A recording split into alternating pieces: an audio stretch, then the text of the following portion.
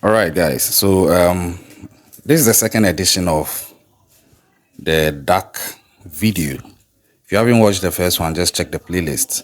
It shows how we went to the farm and then we got a live duck, unalived it, prepared it, took off the feathers and everything. Now we've brought it to the kitchen. This is it. It's been chopped up, neatly washed and everything. Come to use it for special sauce and dish for my family. And I just want you to have a glimpse of how we do this here in Ghana, in Africa. Yeah, you can only get this on this channel. And I hope you can already see how tantalizing it looks. So to start with, we are going to steam it a bit. And I've prepared, together with my wife, of course, we have our ginger here.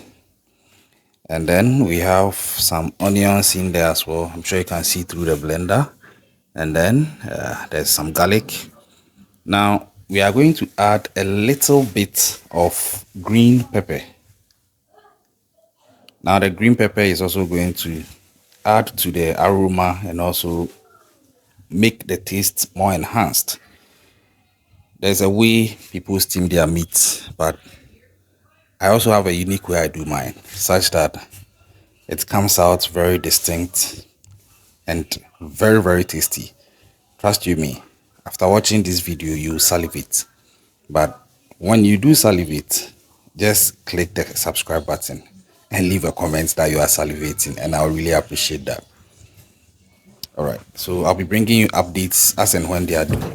On the side also, I have here some chopped up pork, and you'll be seeing a video on that one too. Just subscribe if you haven't yet done so.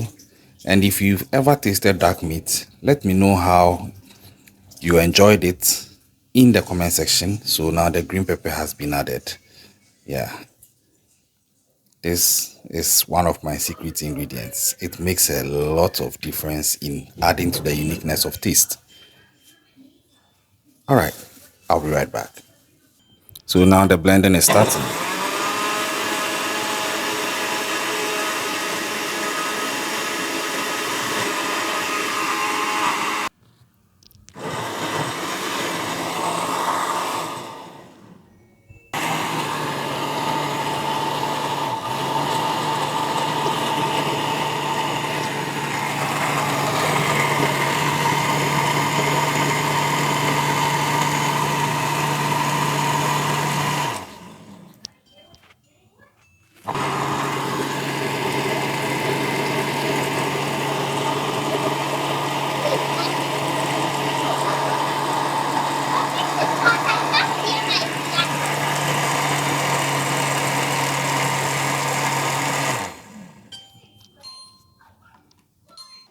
All right, so we've blended our spices, and now we are coming to start with the steaming of the meat.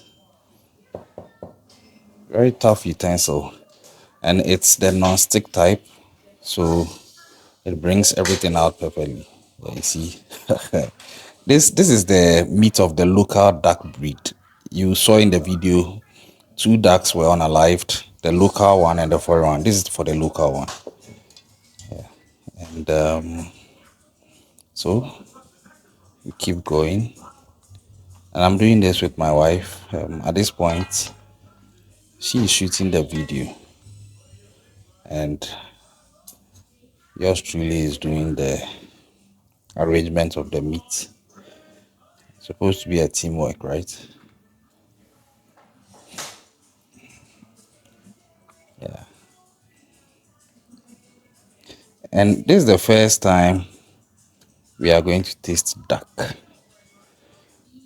and we are all curious. So in case you've already tasted duck, let me know what you felt eating it. Then so that's it. Then this is the blended spices. Going to pour it on it. Now the secret to this is you have to make sure there is enough spice, not too much. Yeah, because sometimes if it's too much, the spices take over the meat and it becomes in excess. And then you mix it up. You have to mix it fully so that it is evenly spread. Yeah.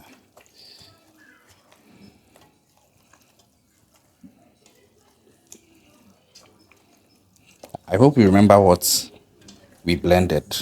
In case you missed it, I'm just going to repeat. We blended ginger, some onions, green habanero. Some people call it green pepper, but that is a bit ambiguous. Some garlic as well. And yeah, we added a bit of water. Okay, so I think I'll have to add a bit more. And then, good.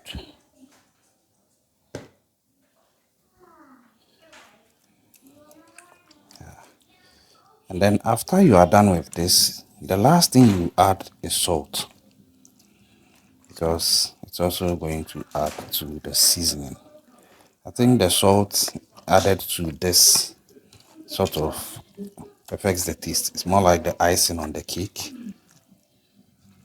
Yeah. So this is the salt. In case you are trying to guess the measurement, we just took 3 teaspoons. I may not use everything. I don't want it to be too salty.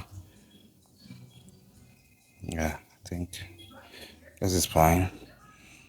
Yeah, this is fine. So now you mix that one up too.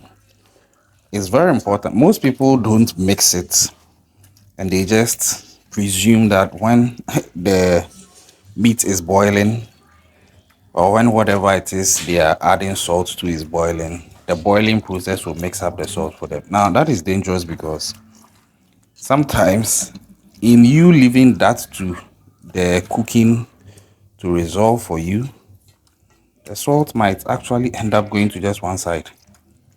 And then your food becomes like a checkered menu of chaos where if somebody is eating one side tastes very good and then the other side tastes too salty. So being a great chef as I am, of course I'm not that popular, but my family knows that I'm very good at cooking.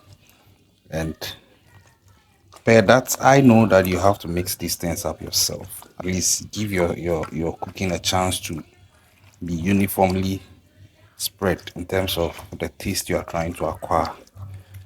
I always say that cooking is an art, and those who understand the need to pay attention to details always come out on top. And this is something I'm cooking for my family, so I'm sparing no efforts to ensure that I give them the best. And also for you, my audience watching, I'm sure some of you will be learning. And you can do this for chicken, anything. I told you I'll be doing pork as well. I showed you briefly in this footage. It's going to be a similar process. And yeah, just pay attention to the cooking. And it starts with every single thing you do. Yeah, look at the wings.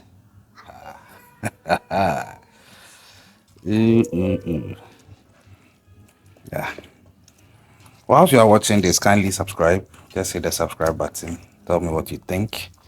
If you also are watching from a country or wherever in the world and you have a different way of steaming and spicing up your meat, let me know in the comment section. Let's learn from each other. This is how we do it, mostly in Ghana, in West Africa. I've added my own secret ingredients and I want to learn from my viewers as well. So yeah, evenly mixed now.